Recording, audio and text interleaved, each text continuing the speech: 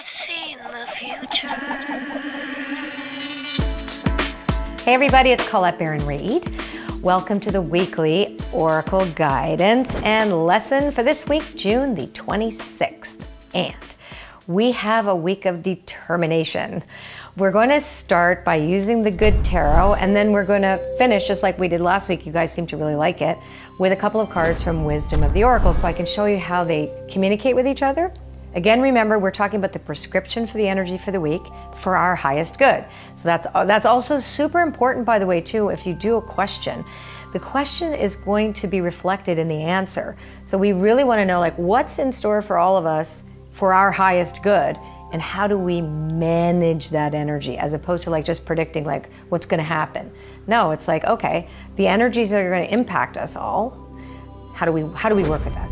So the first card this week is the Messenger of Earth. I'm going to tell you all three of them first and then tell you the story, because the other thing is that we're stories in motion. This is key. When you do a reading for yourself or other people, you start to realize, like, wait a sec, nothing is static and nothing is going to stay the same all the time. Everything is in motion. So last week's reading, for example, led to this week's. And so this week, this is all about determination and really willing to do the work. Is hard work, perseverance, determination.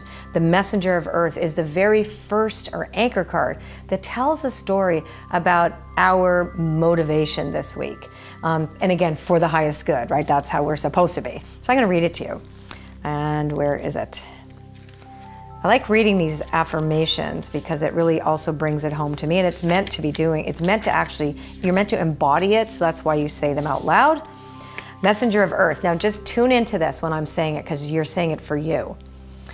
I am in the flow, committed to co-creating with Spirit effectively and efficiently. I do my best, never leave a job half done. I am dedicated and determined, knowing my efforts will pay off. So notice how we talk about partnership with Spirit, right? So we're not doing this alone. This is a partnership. So we're dedicated to that partnership with Spirit. The couple of words that describe Messenger of Earth are hardworking, proceeding with integrity, perseverance, grit, prudent and careful efforts, thoughtfulness, industriousness, stamina, and dedication.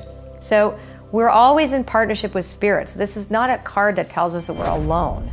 So the next card describes the feeling or the environment, the internal environment that we want to foster in order to make this work, or the energy that's already there that's helping buoy us up. Like so maybe last week things were kind of awry, and this week we're going, okay, now what will bring us back into alignment where we're in our utmost integrity and we're persevering? How's that going to feel?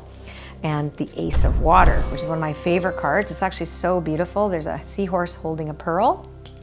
It says, I am filled with love from Spirit and joyously let it flow out to others. Where it fertilizes the seeds of co-creation, love gives me hope, shining brilliant light on all the possibilities available to me. I'm optimistic about bringing dreams into being. Spirit always informs me and guides me, allowing me to illumine the darkest of places. So this is also telling us that there's a sense of, of a buoyant sense of truth and connection to Spirit, that, we are going to now move forward for whatever it was, and again, I remember last week we talked about the potential of something needing to be surrendered or let go of, and this week it's really about, I'm going to persevere and have faith and act on that faith. And so I chose a third card for tell us another aspect to this persevering and this love and this sense of connection to Spirit. And we got the Seven of Water, which is really beautiful because it talks about the right use of imagination. So it's really also what is in our minds are going to manifest in the outer world. So it tells us how to align with the sense of that miracle mindset. I'm going to read this to you. Now is the time to tune in to the infinite possibilities that exist and begin to play with them. Everything begins in the world of imagination, and I seize the opportunity to dream. I allow my intuition and desire to blend in an alchemical way, forming something new. Castles in the air can become castles on the ground when I release rigidity, Bend the rules and remain flexible and open. Limitations and boundaries give way to manifestation. Spirit never doubts the power of possibility, and neither will I. This is a great week for manifesting. That's what it looks like to me. So whatever it is that may not have worked out last week, it sure looks like, you know, okay, well, no matter what I have to let go of, I'm going to move on and feel that connection to Spirit and know that with the right use of imagination, I can co-create miracles, right? And we can. Okay, so let's see what Wisdom of the Oracle has to say about this too. So we're going to choose 2 cards, and I'm just going to choose them asking what else for the highest good do we need to know? Every single person that watches this video, what does this say to them? Oh my God, you can't make this up. You just cannot make this up. Okay, so the first card, I love this. I can't believe this. Why am I can't believe in this? All right, co-create is the first card. This is all about co-creation with Spirit. Co-create. We have to trust that we have a partner, and that partner is Spirit. We don't do it by ourselves.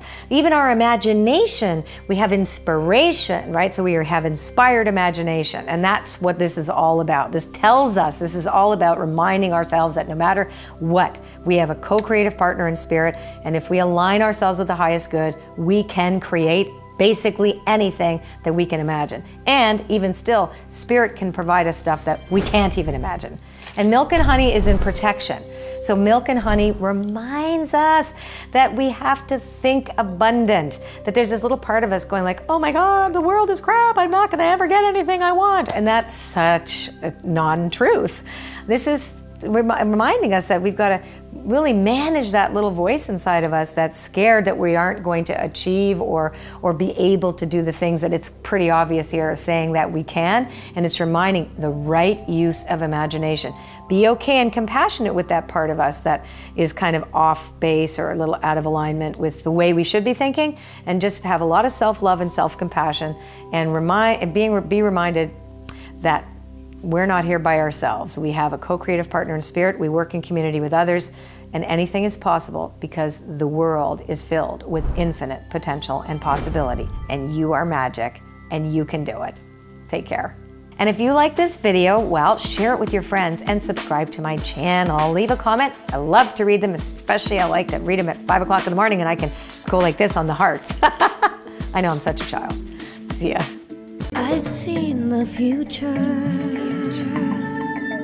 It's beautiful.